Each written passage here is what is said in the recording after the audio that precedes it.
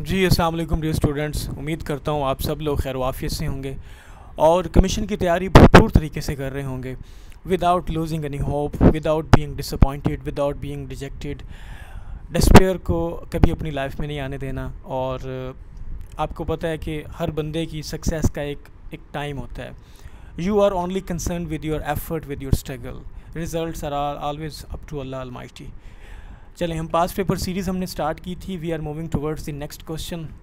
हमारा अगला सवाल है जी, क्वेश्चन तो 25th है। आप कहेंगे कि सर बड़ा स्लो जा रहे हैं हम, लेकिन देखें 25वें सवाल पे आके अब आपके पास नॉलेज कितना मैक्सिमाइज़ हो गया है। अब एक बंदा जिसने अकेले बैठ के ये किताब पढ़ी है और 25 सवाल उसने याद किए हैं, उसका कंपैरिजन आपसे किया जा सकता है? Can you imagine? बिल्कुल भी नहीं। इसलिए मैं चाहता हूँ कि कम पढ़ लें लेकिन क्वालिटी पढ़ें, टू द पॉइंट पढ़ें और रेलेवेंट पढ़ें, राइट। और आप में से बहुत सारे बच्चे PDF मटेरियल्स की बात कर रहे थे, तो इस वीडियो की डिस्क्रिप्शन के अंदर आपको जो है ना वो लिंक शेयर कर दिया जाएगा। आपने वो ज्वाइन करना है, उसके अंदर आपको अप टू डेट्स भी मिलती रहेंगी और आपको PDF मटेरियल भी, ये जो पेपर्स मैंने सॉल्व किए हैं आप लोगों के लिए, ये यूँ समझेंगे this is not my property, this is your property, this is meant for you, right. अब आपने कोशिश करनी है कि ये मटीरियल अपने दोस्तों के साथ भी शेयर करें, फैमिली फ्रेंड्स के साथ भी शेयर करें और अपने इर्द गिर्द जो भी आपकी कॉलीग्स हैं उनके साथ भी शेयर करें, राइट। हम स्टार्ट करते हैं जी विदाउट एनी डिले। और एक बात जो मोस्ट इम्पॉर्टेंटली आपको बताता हूँ कि इस पूरी प्रेपरेशन के प्रोसेस के दौरान अगर आपकी कंसिस्टेंसी का ग्राफ इस तरह से आहिस्ता आहिस्ता ही चाहे ऊपर जाता रहा, तो a day would come when you would reach the peak of your field. एक टाइम आएगा कि आप अपनी फील्ड के अंदर पीक पे पहुंच जाएंगे। लेकिन अगर इस कंसिस्टेंसी को, इस इस्तिकामत को आप लोगों ने छोड़ दिया, तो फिर आपकी सक्सेस को मैं कभी इंश्योर नहीं कर सकता, उसकी गारंटी मैं नहीं दे सकता, राइट जी। चले, क्वेश्चन नंबर 25 हमारे पास है, which among the given options is the capital of Kazakhstan. तो कज़ाकिस्तान का कैपिटल कौन सा है इन दिए गए ऑप्शंस में से? तो आस्ताना जो है वो कज़ाकिस्तान का कैपिटल है। ये लफ्ज़ इसको अक्सर बोलते हैं कि ये लफ्ज़ कज़ाक है। कज़ाक आपको पता है बोलते हैं वो जो लुटेरे होते थे, जो राहज़न होते थे, उसको कज़ाक बोलते हैं। ये अक्सर लफ्ज़ हम इस्तेमाल करते थे बहरी कज़ाक के लिए। आपने एक मूवी देखी होगी ना, pirates of the Caribbean sea, तो ये कज़ाक का लफ्ज़ जो है ना वो एक्चुअली ये वही है कि वो समुद्री जहाज़ों को लूट लिया करते थे। तो ये काज़क है या कज़ाक है, कुछ लोग इसको कज़ाक बोलते हैं। ओके जी, तो कज़ाकिस्तान का कैपिटल हमारे पास आस्ताना है जी। और यहाँ पे बाकी ऑप्शंस देखें, ताशकंद का कैपिटल उज़्बेकिस्तान है, दुशंबा कैपिटल है ताजिकिस्तान का, और तुर्कमानिस्तान का कैपिटल अश्गाबत है। आप याद रखिए कि जो ताशकंद है, ये जो उज़्बेकिस्तान है, यहाँ पे सबसे ज़्यादा इलेक्ट्रिसिटी प्रोडक्शन होती है उज़्बेकिस्तान के अंदर, राइट। अब चूँकि ये सवाल है सेंट्रल एशियन स्टेट्स के मुतल्लिक, तो क्यों ना हम इसको जो है ना इसकी काट छाँट करें, इसको मज़ीद एक्सप्लोर करें जी, कि इसके अंदर मज़ीद कमीशन किस तरह से किस टप से सवाल पूछ सकते हैं। लें जी, अब हम आ गए हैं जी सेंट्रल एशियन रिपब्लिक्स के ऊपर। अब हमने देखना है जी सेंट्रल एशियन रिपब्लिक एक्चुअल में है क्या। अब सेंट्रल एशियन रिपब्लिक जो है, इसको सेंट्रल एशिया इस वजह से भी बोलते हैं क्योंकि ये एशिया कॉन्टिनेंट जो है बिल्कुल उसके सेंट्रल पार्ट के अंदर लोकेटेड है। सपोज़ करें कि ये आपके पास एशियन कॉन्टिनेंट है सारे का सारा, तो ये यूँ यहाँ पे इस जगह पे, बिल्कुल इस जगह पे लोकेटेड है, बिल्कुल सेंटर, वस्त। इनको वस्ती एशियाई ममालिक भी बोलते हैं, वस्ती एशियाई। अब ये जो वस्ती है ये होता है वस्त। वस्त का मतलब होता है दरमियान, मिडल, इन बिटवीन। अंडरस्टैंड जी? ओके। अब इन कंट्रीज़ ने इंडिपेंडेंस ली थी USSR से, Union of Soviet Socialist Republic, ठीक है। आपको पता होना चाहिए, आपने ये याद करना है कि 26 दिसंबर 1991 के अंदर USSR, जिसे सोवियत यूनियन भी कहा जाता है या जिसे union of Soviet socialist republics कहा जाता है, 26 दिसंबर 1991 के अंदर इसकी डिसइंटीग्रेशन हो गई। ये टूट गया, ये छोटी छोटी रियासतों के अंदर डिवाइड हो गया। जैसे ही इसकी डिसइंटीग्रेशन हुई तो इससे बनने वाली जो रियासतें थीं वो 15 इंडिपेंडेंट कंट्रीज़ थे। इन 15 इंडिपेंडेंट कंट्रीज़ में जो सोवियत यूनियन थी वो बेचारा रह गया अब रशिया के नाम से। बाकी जो 14 थे उसमें आता है जी Armenia, Azerbaijan, Belarus, Estonia, Georgia, Kazakhstan, Kyrgyzstan, Latvia, Lithuania, Moldova, Tajikistan, Turkmenistan, Ukraine और उज़्बेकिस्तान। अब ये जो USSR का मसला, रशिया का मसला जो चल रहा है यूक्रेन के साथ, देखिए यूक्रेन ने भी सोवियत यूनियन के पेट से ही जन्म लिया है, राइट। तो आपको पता होना चाहिए कि क्रीमियन पेनिनसुला जो है वो रशिया ने 2014 के अंदर उसके ऊपर कब्ज़ा किया। क्रीमियन पेनिनसुला ये हाथ लगते ही सवाल आपके पास आ गया, इसको आप नोट कर लें, क्रीमियन पेनिनसुला। ठीक है, पेनिनसुला क्या होता है हमारे पास, ये भी आप लोगों ने देख लेना जी। पेनिनसुला क्या होता है, जजीरा नुमा, जजीरा नुमा मतलब कि जिसके तीनों तरफ पानी होगा और एक तरफ ज़मीन होगी वो पेनिनसुला होगा, जिसके चारों तरफ पानी होगा उसको आइलैंड बोलते हैं, आइलैंड, राइट। तो यूक्रेन क्रीमियन पेनिनसुला जो था इसके ऊपर मुकम्मल कब्ज़ा किया किसने, रशिया ने 2014 के अंदर। ठीक है जी। अच्छा, फिर यहाँ पे हमारे पास कुछ बाकी जो कंट्रीज़ हैं, आपने ये याद रखना है कि 26 दिसंबर 1991 में इसकी डिसइंटीग्रेशन हुई। इसमें से 15 कंट्रीज़ बने, ये मैंने आपको नाम बता दिए हैं। और सेंट्रल एशियन रिपब्लिक्स भी यूएसएसआर के टूटने की वजह से, डिसइंटीग्रेट होने की वजह से सेंट्रल एशियन रिपब्लिक्स भी बनी थी, राइट जी। अब इसमें लिखा हुआ है जी, all central Asian republics are landlocked. तो जितने भी सेंट्रल एशियन रिपब्लिक्स हैं सारे लैंड लॉक्ड हैं। अब लैंड लॉक्ड कंट्री कौन सा होता है, वो कंट्री जिसको जो है वो क्या उसे बोलते हैं, इंटरनेशनल वाटर्स तक पहुंचने के लिए किसी दूसरे मुल्क की जो है वो बॉर्डर को या उसके फ्रंटियर को क्रॉस करना पड़े, वो लैंड लॉक्ड कंट्री होता है। तो जितने भी हमारे पास सेंट्रल एशियन कंट्रीज़ हैं सारे लैंड लॉक्ड कंट्री हैं। इनमें से कुछ डबल लैंड लॉक्ड भी हैं, मतलब कि डबल लैंड लॉक्ड वो होगा जिसको इंटरनेशनल वाटर्स तक रसाई के लिए 2 इंटरनेशनल बॉर्डर्स को क्रॉस करना होगा, राइट। चलें, पहला हमारे पास है जी काज़ाकिस्तान। काज़ाकिस्तान जो है इसका कैपिटल था, सबसे पहला इसका कैपिटल था अलमाते। अलमाते इसका कैपिटल था काज़ाकिस्तान का 1997 तक। फिर क्या हुआ, फिर इसका कैपिटल जो है वो आस्ताना बन गया। क्या, आस्ताना, ठीक है। और आस्ताना बन गया था। अब याद रखिए कि 2019 के अंदर इसका कैपिटल बना दिया था इन्होंने नूर सुल्तान। अब नूर सुल्तान क्यों इसका नाम बनाया था कैपिटल, क्योंकि नूर सुल्तान इसके पहले प्रेसिडेंट भी थे, नूर सुल्तान, ठीक है। लेकिन फिर 2022 के अंदर फिर इसका नाम आस्ताना उन्होंने रख दिया, राइट जी। अलमाते, नूर सुल्तान और आस्ताना ये किसके कैपिटल हैं जी, काज़ाकिस्तान के। तो आजकल इसका कैपिटल है आस्ताना, जो कि 2022 में अब इसका नाम पड़ गया नूर सुल्तान से आस्ताना, राइट। तो ये आस्ताना का नेम इन्होंने चेंज किया था नूर सुल्तान। Got it. तो ये काज़ाकिस्तान के बारे में बड़ी इंपॉर्टेंट चीज़ें थी जो आप लोगों ने याद करनी है और याद रखनी है, इसको रिटेन करना है। आगे हमारे पास किर्गिज़िस्तान है जी। किर्गिज़िस्तान हमारे पास इसका कैपिटल है जी बिश्केक। याद रखिए किर्गिज़िस्तान के अंदर ये वो सेंट्रल एशियन रिपब्लिक है जहाँ पे 2 रेवोल्यूशन आए हैं। एक ट्यूलिप रेवोल्यूशन है जो 2005 के अंदर वहाँ पे आया, एक किर्गिज़ रेवोल्यूशन है जो 2010 के अंदर वहाँ पे आया।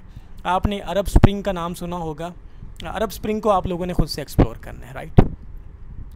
अब आगे हमारे पास ताजिकिस्तान है। ताजिकिस्तान का कैपिटल है दुशंबे या दुशंबा इसको बोलते हैं, राइट। तो ताजिकिस्तान का कैपिटल है दुशंबा। उसके बाद है जी तुर्कमानिस्तान। तुर्कमानिस्तान का कैपिटल है जी अशगाबत। तुर्कमानिस्तान की बड़ी इंपॉर्टेंस है तेपी के हवाले से। क्या जी, तेपी। तेपी मैं आपको आगे चल के बताता हूँ तेपी क्या है। उसके बाद उज़्बेकिस्तान है। उज़्बेकिस्तान का कैपिटल हमारे पास ताशकंद है। और याद रखिए कि उज़्बेकिस्तान के अंदर कुछ हिस्टोरिकल सिटीज़ भी हैं, जैसे समरकंद और बुखारा। समरकंद और बुखारा, ये कमीशन ने एक दफ़ा सवाल भी पूछा था कि समरकंद कौन से मुल्क के अंदर मौजूद है। तो समरकंद जो शहर है ये उज़्बेकिस्तान में है। बुखारा जहाँ पे इमाम बुखारी पैदा हुए ये भी उज़्बेकिस्तान में है, ठीक है।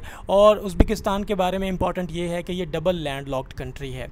इसको इंटरनेशनल वाटर्स तक पहुँचने के लिए 2 मुल्कों के बॉर्डर्स क्रॉस करने पड़ेंगे, राइट जी। ये मोटी मोटी और सरसरी सी बातें थी और टू द पॉइंट थी, रेलेवेंट थी। इसमें मैंने आपको कोई इररेलेवेंट या एक्स्ट्रा या सुपरफिशियल इन्फॉर्मेशन नहीं दी। ये जितना बताया ये आपको लाजमी हर सूरत में याद करना पड़ेगा, राइट। अब ये देखें, थोड़ा सा मैप देखें जी। काज़ाकिस्तान सबसे बड़ा मुल्क आपको दिखाई दे रहा है जी, सबसे बड़ा मुल्क। अब ये आपको कुछ दिखाई दे रहा होगा अरल सी।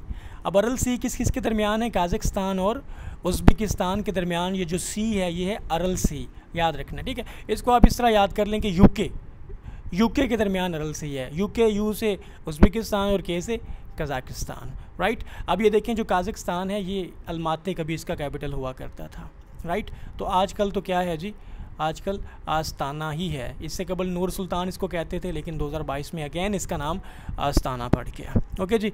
अब उज़्बेकिस्तान है, इसका कैपिटल ये आपके सामने ताशकंद खड़ा है। ये किर्गिज़िस्तान है, इसका कैपिटल बिश्केक है, ओके जी। उसके बाद ये ताजिकिस्तान है, इसका कैपिटल ये दुशंबा आपके सामने, ये जो रेड किया हुआ है।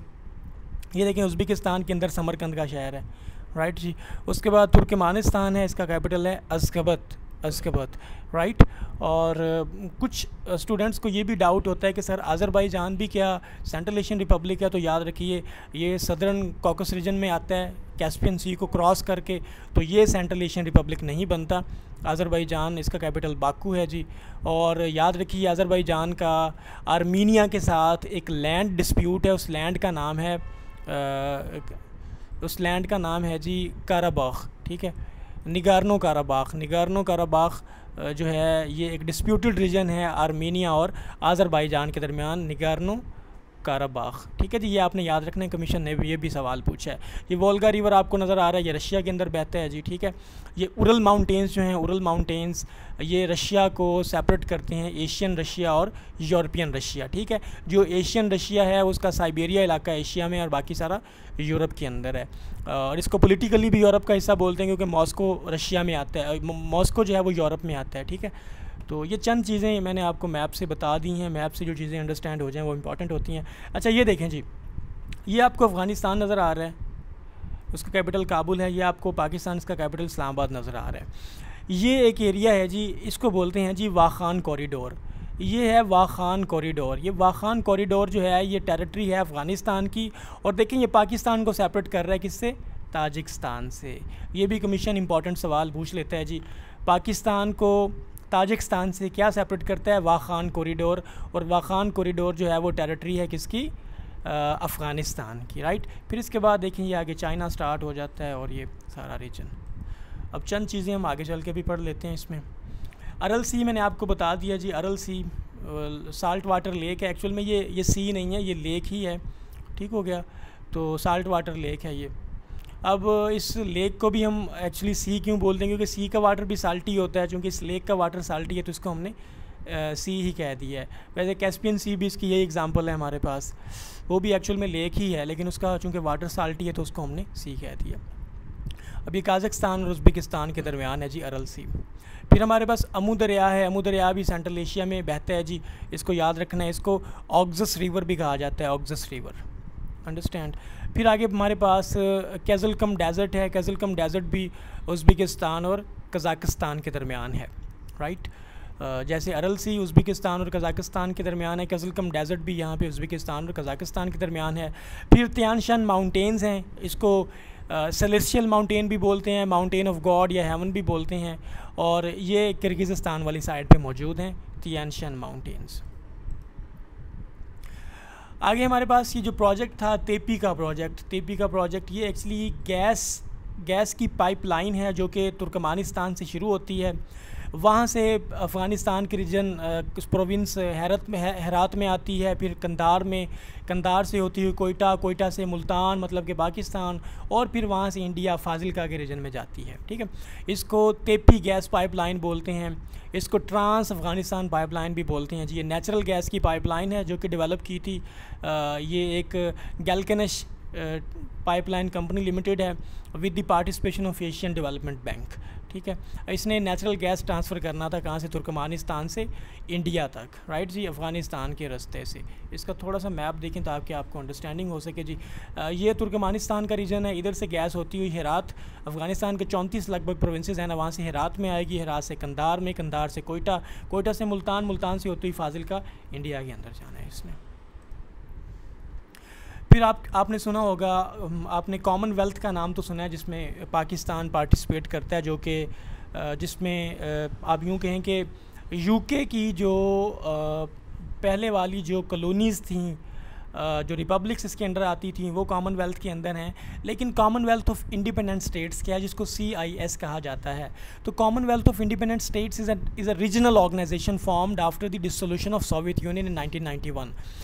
आपको पता है कि जैसे ही 26 दिसंबर 1991 में सोवियत यूनियन की डिसइंटीग्रेशन हुई, तो वहाँ से जो 15 रियासतें बनी थीं, अब उन रियासतों की एक कॉमनवेल्थ है, उनकी एक कॉमन ऑर्गेनाइजेशन है, रीजनल ऑर्गेनाइजेशन है, जो कि प्रमोट करती है कोऑपरेशन पॉलिटिकल फैक्टर्स में, इकोनॉमिक फैक्टर्स में और मिलिट्री अफेयर्स में।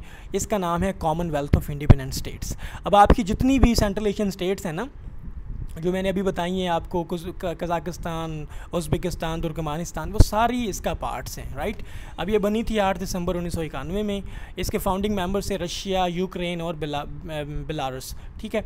ये जो डिक्लेरेशन हुआ था वो था अल्मा आता डिक्लेरेशन था, उसके थ्रू ये कॉमनवेल्थ ऑफ इंडिपेंडेंट स्टेट्स बनी थी। इसका कैपिटल है जी बेलारूस के अंदर, बेलारूस का इसका हेड क्वार्टर बेलारूस में है और बेलारूस का कैपिटल मिन्स्क है। ये 1-2 दफ़ा पूछा जा चुका है, राइट जी। अब इसके कुछ करंट मेंबर्स देख लें, ये इसके करंट मेंबर्स हैं जी।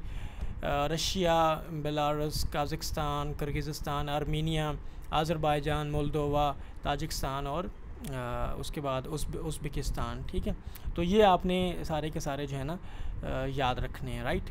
तो ये आपका देखें जी, अब आपका क्वेश्चन एक था, लेकिन देखें उसकी हमने किस तरह कांट छांट की है, और ये इम्पॉर्टेंट भी था कम से कम इतनी डेप्थ के अंदर, इतनी